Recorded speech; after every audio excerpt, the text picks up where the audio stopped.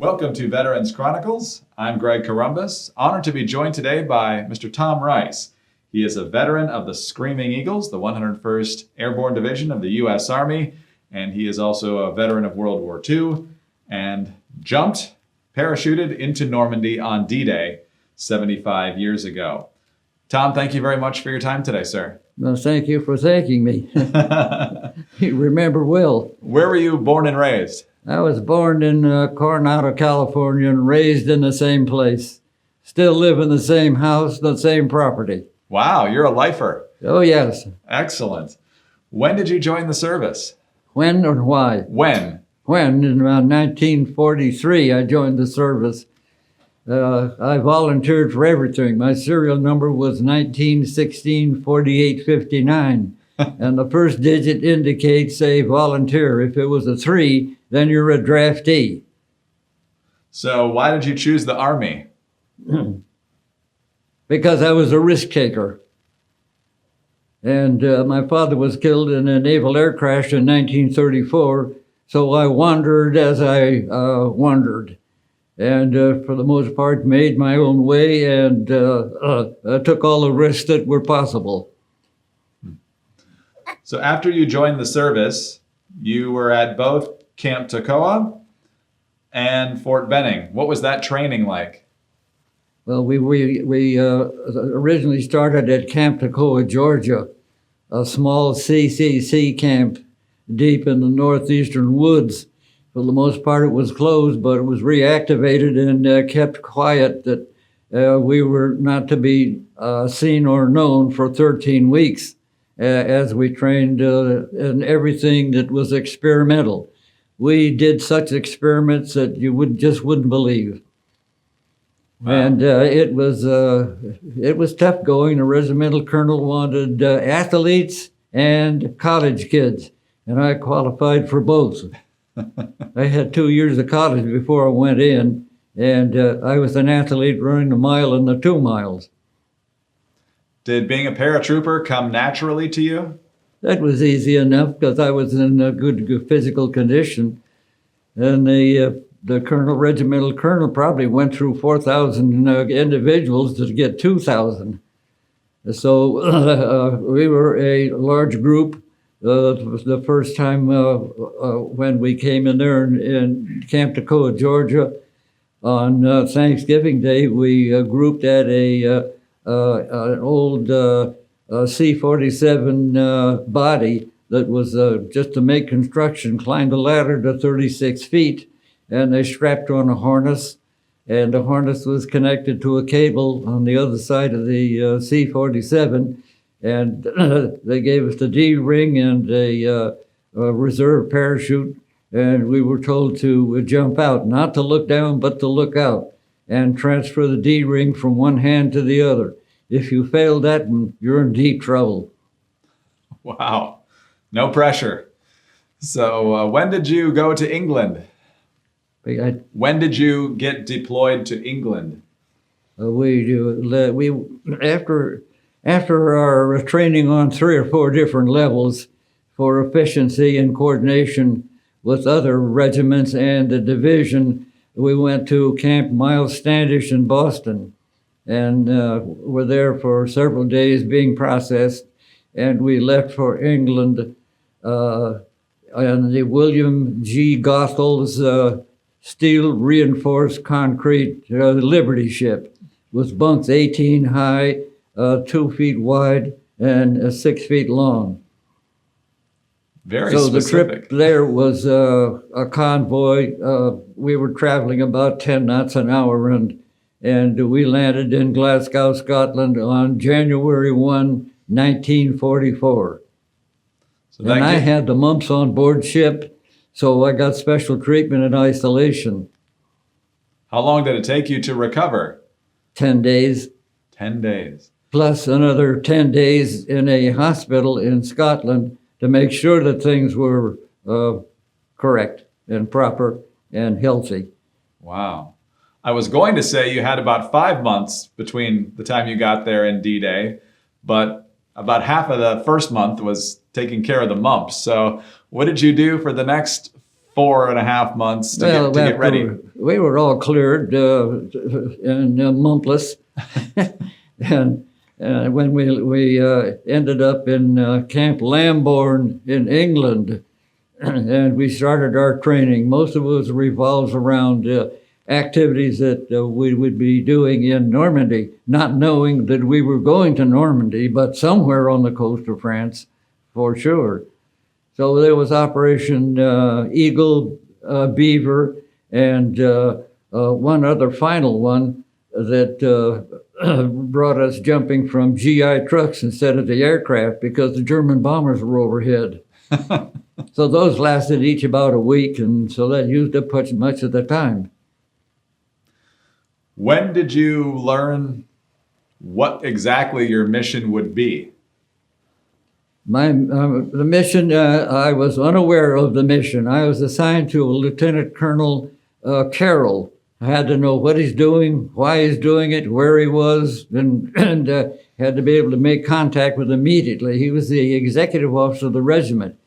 So most of the fellows in the regiment saw the area in which they were going to jump in a fabricated diorama depicted at 3,000 feet. I didn't get to see that because I had to work with the colonel.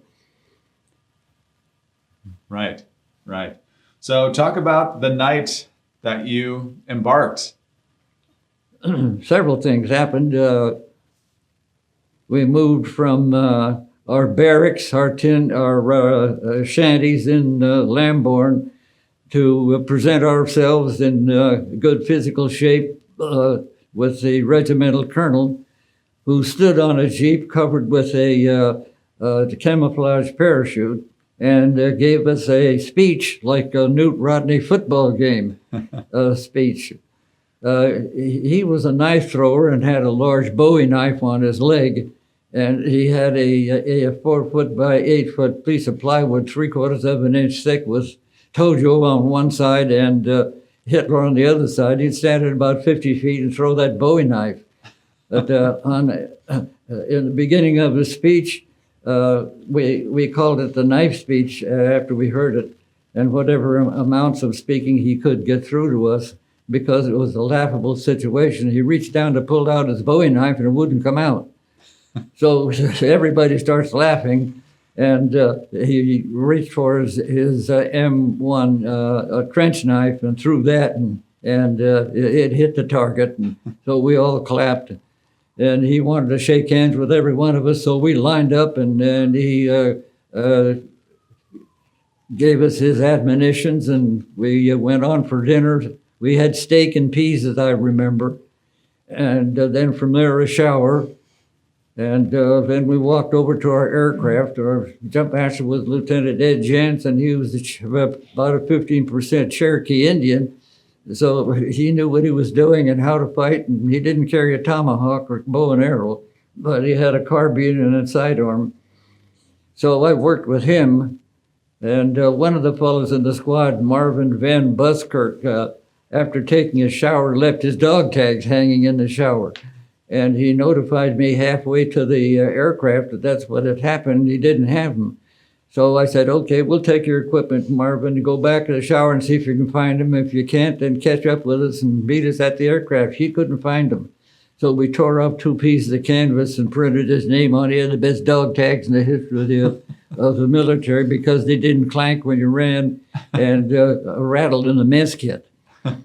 So from there, we packed and repacked our bundles, the equipment we could not carry on our bodies personally, such as machine guns and heavy ammunition, mortar bombs for the mortar, et cetera, et cetera. A lot of military knickknacks that, for the most part, were just too heavy, including radio equipment.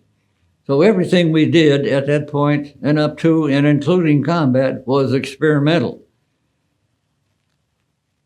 So let's talk about you're on the planes now. Now we're in the aircraft. We practiced dropping the bombs, or rather the bundles, twice to see that everything was working. We never met the pilot, the co-pilot, and the crew chief, but we saw them wandering around. Some of the fellas wiped their fingers through the exhaust pipes of the engine and put smeared exhaust on their faces, mixed with a little bit of oil from the crankcase, and made Indian fashion out of it for the most part. And then we boarded. I was the last man to board because I always jumped number one. And we loaded a bundle inside the aircraft, which would be placed in the door just before I jumped. So after all of this repetitive activity that was going on, we boarded at 8:41 English double summertime. And I think the takeoff was at Merrifield Airdrome. There was 11 of them there. And it was in a shape of a V of V's. Section 16 had 45 aircraft, all C-47s, and within that Section 16 were 3 aircraft in the shape of a V. I was in the right forward one on the V of V's. It takes 9 planes to carry a load of 128 jumpers. So we took off at the proper speed, and the engines and the material started to rattle, bang, and I thought the whole machinery was going to come apart on us, but it didn't. I slightly remember General Eisenhower on the field to give us a visit, and he stepped forward from his entourage of people and gave us a salute as we passed by. So I was in the door for the most of the time, and the rest of the guys were sitting sideways the best they could, with looking out the window, trying to discover where we're going and how and where we were. So we were in that area for probably a week and getting orientation, and the takeoff was smooth. We assembled at 5,000 feet. The entire armada was 200 miles long, 10 miles wide, with approximately 982 C-47s. And it took about 2 hours to bring us in and unload us on the continent of Europe, on the eastern coast or western coast of the Cotton Peninsula. So from 5,000 feet, we moved down to the code name Portsmouth, and its code name was Portsmouth Bill. We passed over that and then dropped to 1,500 feet to get under German radar. About the middle of the English Channel was a U.S. submarine that gave us a signal that we were on target and moving properly. And then we flew up the Bay of Biscay with the Brittany Peninsula on our right, and on our left, the Cotton Peninsula. That was really a smart move, because we could have turned right and gone into Brittany, or left and gone to the Cotton Peninsula. We turned left at another submarine that was in the Bay of Biscay, gave us a signal, and we entered the Cotton Peninsula. I don't know exactly the time it was, but the lights started flashing over the door. There was a white light while we're in flight, a green light, and a red light. And as we looked at, I looked out the door of the C-47, and the red light went on. It gives us approximately 8 minutes to get organized and ready to jump. So the jump master gave visual and verbal signals. You couldn't hear much in the aircraft anyway, because we didn't have a door that was open. We didn't even have a door. And we had a bundle that was standing right next to me as I stood in the door. Lieutenant Jansen went to number 18 jumper and checked him and made sure that he was okay after he gave the signal to stand up and hook up.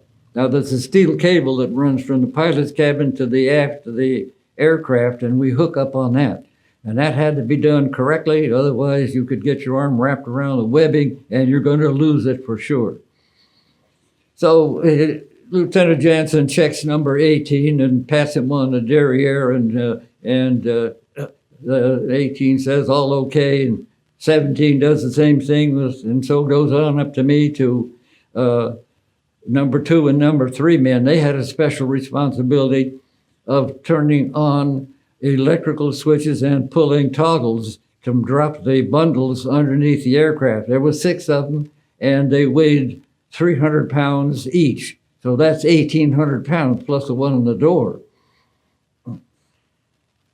At the signal of the red light, we all stood up, hooked up, and checked equipment and closed up tight. So with all the equipment we had, it was a pretty tight squeeze in there with 18 men standing. We were traveling at 276 miles an hour, and no self-sealing gas tanks. There's a good possibility that machine gun fire was coming up through the bottom of the aircraft, but I wasn't positive about that because I didn't feel any bullets changing my plumbing. And after the command stand in the door, I put my left toe outside of the aircraft at the arch and 2 hands on either side of the door and squatted just a little bit. So 276 miles an hour, prop blast at excessive speed. We can't jump at that excessive speed. We jump between 90 and 100 miles an hour. We're doing nearly twice that.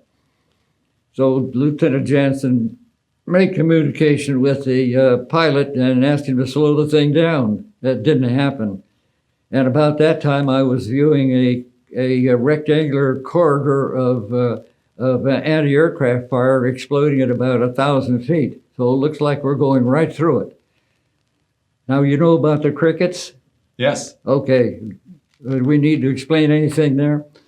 Each person had a cricket, and you clicked it once, and the response had to be 2 clicks to be. Well, the response would be 1 click. Oh, it's 2 clicks first and then 1 click? We'd click it once, we'd listen, another click, then we'd move toward that click with 2 clicks. I got Move again to 3 clicks. Okay. By the time we got to 4th or 5th clicks, we might have been standing within 10 yards of one another. And as the green light went on and the red light goes out and the white light is out, I stepped outside the door and I was in a crouched position, and the aircraft went up about 50 feet because the 1,800 pounds of load underneath the aircraft was a good release for it. And I was in a squatting position, so when I stepped out, my left arm got caught in the lower left-hand corner of the door because I was squeezed tight, brought my shoulder blades together, and assumed the right position. So I swung out from that point, swung back in and hit the side of the aircraft, swung out again and back in again, and I turned just enough to get my arm loose. And I got a $285 Hamilton wristwatch, which was a real prize then in those days, and it got ripped off. So probably some good Frenchman found it and kept it as a souvenir. Had my name printed on it also. So I made about 2 or 3 oscillations and hit the ground rolling in a pretty good position, rolling forward. And all the equipment I had on, the musette bag came up in front of me, the reserve parachute was in the way, and I couldn't see where I was or what I was doing, but I knew instinctively what to do. I tried to hit the safety piece of equipment that released all the metal clasps that were released that we could step right out of it. That didn't work. So I opened up my double zipper under my chin and pulled out my switchblade knife and started cutting through it. Number 2 and 3 men came up and we 3 got together, and they had a mortar, and we crossed a small canal and got on the decomposed granite road. My clicker, for the most part, fell out of my zippered pouch, and I never did find it. So we used the other guys. We heard a few clicks and waited, and within about 5 or 6 minutes, about 60 guys came up from our left. Now, they would have jumped number 1 through 9 in the direction of the flight of the aircraft. Number 10 through 18 would jump properly and then reverse their direction of flight and return to a particular midpoint That never did happen. We were spread over a couple hundred square miles, and the company never got together for an entire week. I didn't see the company commander for a week and a half. So we played cat and mouse, and we had a lot of fun destroying communications as best we could, everywhere we could. And our major objective was to take Sainte-Marie-du-Mont, prevent the German tanks from coming in, and disperse all of the German 6th and 1st Parachuter Infantry regiments. Now, one of them was in Carentan, one battalion was in Carentan, another one was in Perrier, and the other one was moving away from the beachheads, didn't find what they wanted, and probably reestablished a strong point, W5, with a German lieutenant Janke in there. They had what we called Goliaths, a radio-operated four-wheeled vehicle with 200 pounds of explosive on it. When the beach forces came in, they were surprised at that. They just shot it up and explosions went off. So they got rid of those in a hurry. What kind of resistance did you run into? Immediately, nothing. I landed, for the most part, on Drop Zone D, the northernmost section of Drop Zone D, in dry ground. And I cut my way out. Number 2 and 3 men came up. And then after we grouped together, marching down the road in good formation, I saw a farmhouse about 50 yards off the side of the road and decided we shouldn't investigate that. We had more hand grenades. We had Germans. So I took Floyd Martin to the front door of the house, and I told him, Floyd, don't beat on the door like an ugly American. Just knock on it like a gentleman, and sent the rest of them around to the rear of the house in case there were Germans. He pounded on it, and you could hear that noise from Carentan to San Miraglise. And a Frenchman, within 30 seconds, very blasé about everything because he'd been occupied for 4 or 5 years, came to the door, and he was dressed in a long white nightgown from shoulder to floor. He had a nightcap with a little puffball of cotton on the end of it dangling over one side of his face, and he had a dish with a lighted candle in it. Now, what does that remind you of? Going to sleep. Yeah, no. The initials in an English play are CD. Charles That's Dickens. the author. Charles Dickens? Yeah. What's the name of the play? Christmas Carol? Yeah, right. You got it. Christmas Carol. And I saw that and I started to laugh. And I suddenly realized that I was making a mistake because my mind was carried away from a joyous situation of sitting in a theater watching a Christmas Carol while I'm actually forced my way into combat. So I immediately brought myself back into realization of a situation rightly understood. So we pushed him aside and put the maps on the floor and I said Carentan about 5 times, and he pointed in several directions. And in the meantime, his wife came in dressed the same way. We indicated we're not going to harm and do anything. We want to know where Carentan is so we can get out of here. So he left in about 30 seconds, returned with 8 rounds of ammunition, gave us 6, and they kept 2. And so off we went and assembled. And the other story is where we went and what we did and how we did it. But that takes a long time because we played Halloween that night. Well, there's so much to your story. I wish we had more time, and we do have quite a bit more time. But tell the story briefly about how you helped the men from the engineering battalion deal with the German sniper. Let's do that again. The German sniper. Oh, yeah. And you helped the engineering battalion that was pinned down by the sniper. Well, there's 2, 3 things come to mind. I'm not sure which one referred to. Is this still in Normandy? Yeah, this is shortly after you dealt with the farmer. Oh, okay. Well, we can move on. That's fine. So, at what point did you realize that the Allies had secured the beachheads? Well, my second lieutenant as a platoon officer had volunteered to lead a platoon to protect General Taylor.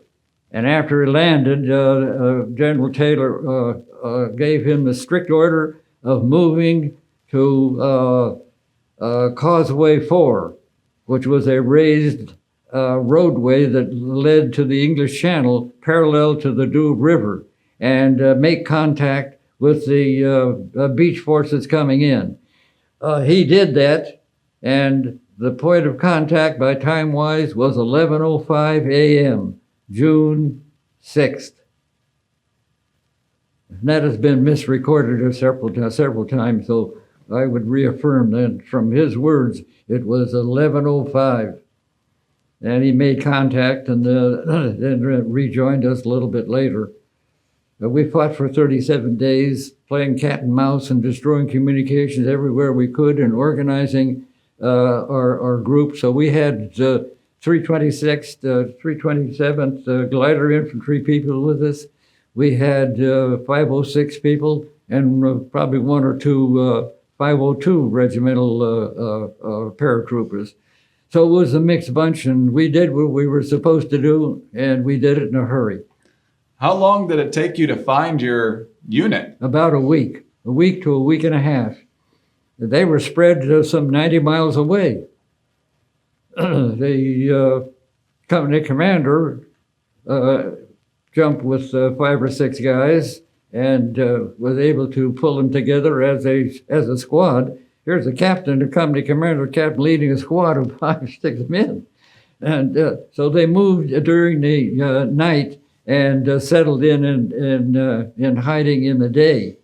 And before we jumped, General Eisenhower, as I mentioned, came to us and wanted to know how creative we were. He wants creativity, and he wanted to know how much dog there is in the fight and how much fight there is in the dog. So we told him not to worry about it. We're here to do what we're supposed to do. He indicated, well, he was worried about 80% of you guys being killed. The actual number was 38 that, for the most part, didn't make it. And after he left to take off, etc., and to jump, and then we maneuvered around, leaving the little farmhouse, and fought for 37 days, doing all the kinds of things that we wanted, some individually, some collectively, but we moved fast. And the creativity was important because there were not many vehicles in Normandy, mostly carts carrying ammunition. So to plant a mine in the center of the road with a vehicle, if the driver saw it, he'd stop and investigate. But in moving with a cart loaded with ammunition, and he saw it covered with horse manure, he'd pay no attention to it and drive right over it, and then explosion occurred, and that cart and the soldiers would be destroyed. So it was that kind of hit and run activity. The French farmer, for the most part, were very appreciative of what we were doing, and they gave us milk and cheese and bread, and we hid out as we could, so we could move during the night. So it took about a week to a week and a half to assemble. So, and I've read from Stephen Ambrose and others that the ingenuity, the adaptability, the improvisation of the American soldier was what really won the day at Normandy. Oh yeah, we did. We did things from our organization up to, including, and beyond combat. Experimental, innovative, creativity was the key factor, and it carried right on. In fact, our battalion officers in training in Camp Toccoa and from Fort Benning on put chaos in front of us almost every other day. And the idea was to get us tuned into get frightened, brother, get frightened. And then grab a hold of your courage from your fright, take fright apart, and then put it back together again, see what fright made out of you, and then bundle the continuous fright based on all the chaos that's thrown, store that in the back convoluted areas of your mind, and when you need it, you grab it And if you get into chaos again, you reduce the chaos to danger. And you reduce the danger to some inconvenience and then forget it and get on with your combat mission. So that was a likeness that he would like to hear about, and we told him. We have a few minutes each for two more stories. So I want to talk about, because you mentioned the 37 days of cat and mouse in Normandy. Then you went back to England for a little bit. And then you were part of Operation Market Garden in the Netherlands. Yes. Talk a little bit about that. The format for the flight was pretty much the same. The 82nd Airborne took the northern route into Brabant or the Holland area. We took the southern route.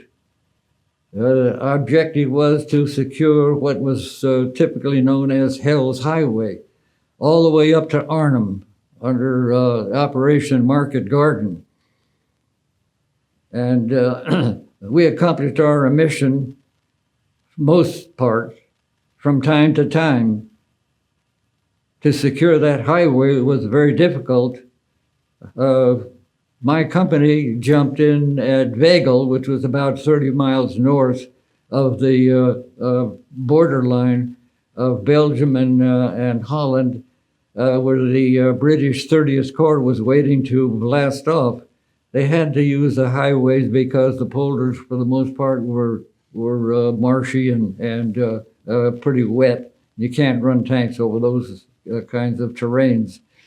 So we did the jump on drop zone A1. We missed drop zone A, and we finally made our jump about 8 to 10 seconds later on drop zone A1. So the jump there was 1,250 feet, and as I jumped, made a clean jump on Sunday, September 17th at about 1:30 p.m., nice sunny day. I went up another 50 feet because I got caught in a thermal from all the other aircraft. So I was floating around up there not knowing what to do and just had to sweat it out. And about 500 feet, I could locate a house that I might land on and end up in the kitchen. I was able to maneuver away from that and landed in a fence, an area that I would call a cabbage patch that was surrounded by steel picket fence. And I was quite concerned about being mounted on one of those pointed stanchions, but I missed that one. Made a good standing landing, then went to my knees, and my submachine gun got jammed into the muzzle got jammed into the dirt and the mud, and it was not usable for a couple of days. But that was the jump that took place. And then the order, since we were not on the proper drop zone, was to move toward Veghel, Veghel, as quickly as we could. And there was supposed to be an established order, Company A, Company C, Company B, and I don't know whatever else after that. So we all were running as fast as we could to get organized into Veghel. And en route, we passed through a little village called Driel, and the citizens, the Dutch citizens were out heavy and passing us gingerbread one by 12 inches long, and Calvados, and some champagne. So things were, for the most part, kind of happy and larkish as we moved on towards our objective. We got into the center city, and it was absolute pandemonium. The entire city of Veghel was out in that patio and center city. So we had some fun doing there, enjoying them for a bit until that happened.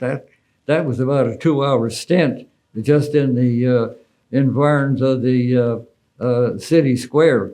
So we had to get organized. And in so doing, the citizens had to move out of the way, and so we did. And we outposted the city as best we could. All right, so let's move to the Bulge. That's where you were injured. Yeah, I didn't get hit with any German ammunition in Holland. But I really got taken out in the Battle of the Bulge. So that's a strange story, but you'll relate it if you want. Please, yes. Yeah, I have taken out many patrols, not to set up a combat situation, but just to locate where the enemy is and what he might be doing. So from there, the German position of a main line of resistance, they had outposted in front of that main line of resistance snipers. And we had good military formation coming down the long sloping hill toward a little village called Neffy.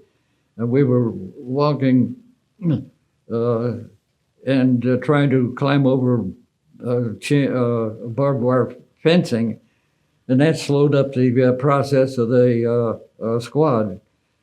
So there were about 5 or 6 of us, and I didn't know who the last 2 were, but we had to move out real quickly, and Lieutenant Bennell gave me 18 Sarepta morphine in case any difficulty occurred and somebody was injured, or someone might have been maimed and in a lot of pain.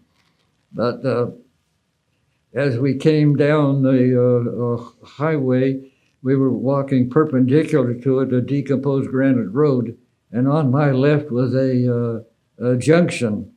So I had next to me Arthur Texiera, Scout number 2, and Scout number 1 was John Thomas. I sent him up the left fork of the road into a little village called Neffy, Neffe, and he was cracking through ice and snow, and I'm sure the Germans saw him, but he was not the best of their targets. I saw machine gun firing ahead of him about 50 yards, and I knew just exactly what the Germans were waiting for that entire squad to get into that ditch and then sweep it. I also assumed, and I can't prove it, that they were firing tracers well over our head, so we'd stand up and then tell each other, they're firing over our heads, so let's keep moving. I don't think that happened, but that crossed my mind. I knew what their technique was. And if they get us up walking, then they fire low, and then they got us. So I told Texiera to bring back number 1 Scout because of the machine gun fire hitting 50 yards ahead of him. He did, so Scout number 1 came back and took the right fork of the road, and he went on in, I guess. But he wasn't instructed to go in, but just to take it and lead us in another direction. That gave the sniper, who was in a building about 450 yards away, standing back from the 3rd or 5th floor, a good sighting of us.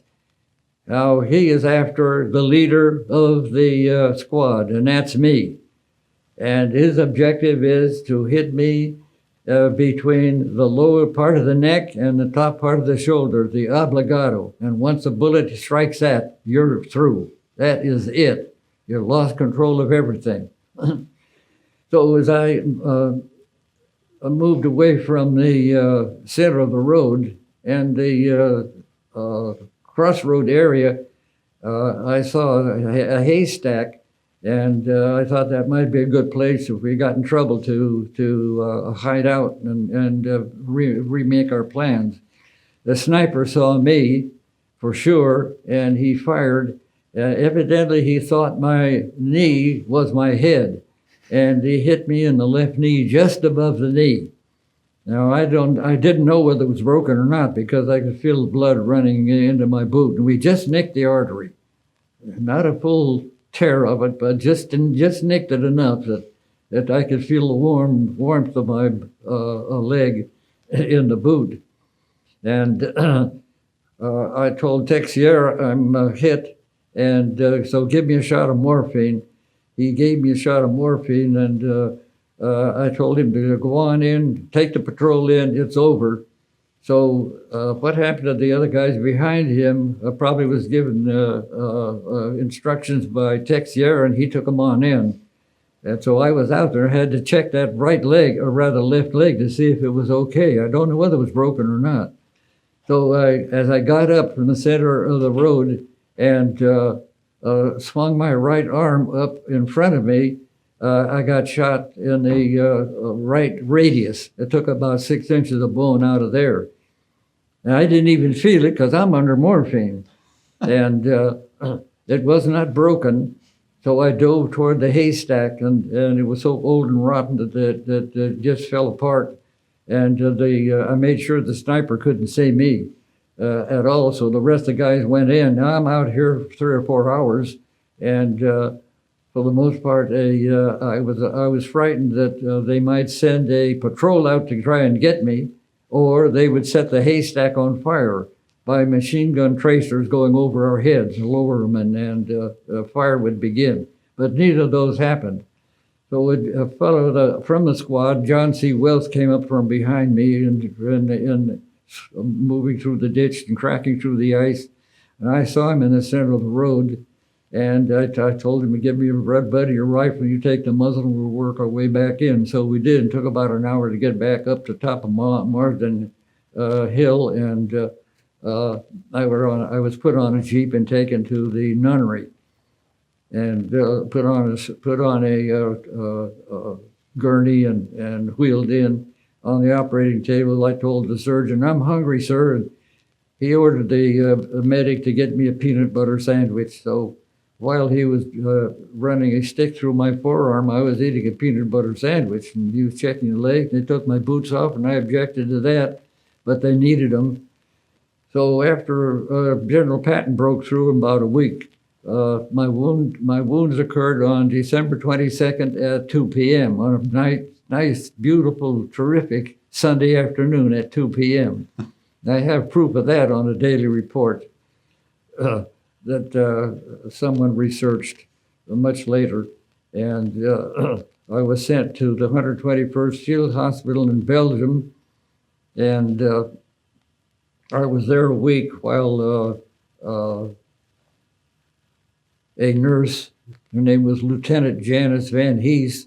She was about 6'1" and weighed 165 pounds, and she'd order a German prisoner to take me to the bathroom and back, and so that was done several times. And when I left the 121st Hospital, she tied a great big red ribbon around my neck, and that stayed with me until I got to the American Embassy. And while all the Frenchmen and Dutchmen were laughing their heads off with that, how crazy I looked with this thing around my neck. And then from there, I was sent to England for probably about a half a month and recovered there. And the bed I was in, you had to lie at attention with the sheets underneath your armpits while the surgeon came by and checked the x-rays. And I wasn't there when I was supposed to. I was in another room ironing my shirt with an old World War I flat iron, you know, what it might look like. So he's giving me some questions. "What are you doing here, soldier?" Well, I filled the air with sulfuric fumes of unknown words, and he stepped back from that. And after checking me out, he said, "I'll have you out of here in 3 days." "Where are you going to send me?" ZI me. ZI means Zone of Interior, and Zone of Interior back to the United States. I said, "I won't go." So I filled the air again with sulfuric fumes, and so he made arrangements to get me out of here in 3 days. And so I went through the repo depots and caught up with the regiment that had now settled in Birch's Garden. Right. So you're able to rejoin your unit and get to the Eagle's Nest. Yeah, I got to the Eagle's Nest, and I didn't see too much of it because the 506 beat us to Birch's Garden, and they were occupying the main part of the city. So when we came in, they had plans for organizing a track team, the 101st Airborne Division track team. I ran the 5,000 meters for them, and we just traveled throughout Europe for a month and a half, running track meets in velodromes, and we had fun doing that. And we lived in the Zellamzee area where there were plenty of cold, icy swimming areas and fields where we could play softball and volleyball. Then we started orderly drill and Class A uniforms, and we objected to that. Here you are, you officers are running us combat veterans through all this preliminary stuff again. This is ridiculous. So they beat us to the chicks and the wine, and we just had fun for about a month. They decided to deactivate the 501 Parachute Infantry Regiment because we normally were attached to it to bring our American strength up to the equivalency of the Germans. The Germans had 3,000 in a regiment. We had 2,000. So in the early history of airborne activity, the 501 made up the difference between 2,000 and 3,000. So we're on an equal man-to-man basis with the Germans. So they're going to deactivate the 501, and they had instigated a point system where if you were married, you got 10 points. The child, for each child, another 10 points. Any medals, 5 to 10 points. And any lengthy time spent in the combat zone, 5 points, or Hershey bars on your jacket. So I believe the minimum was 72 to get out and go home. I had 98, as most of us veterans did after 38% of casualty from Normandy and Holland. But we chose not to jump. And for the most part, we were sent to Marseille and on waited an old ship and went back to Norfolk, Virginia, and sent home discharged with $300 in our pockets.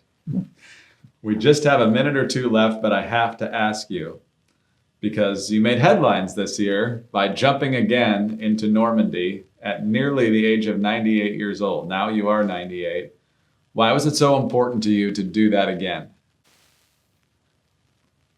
The importance was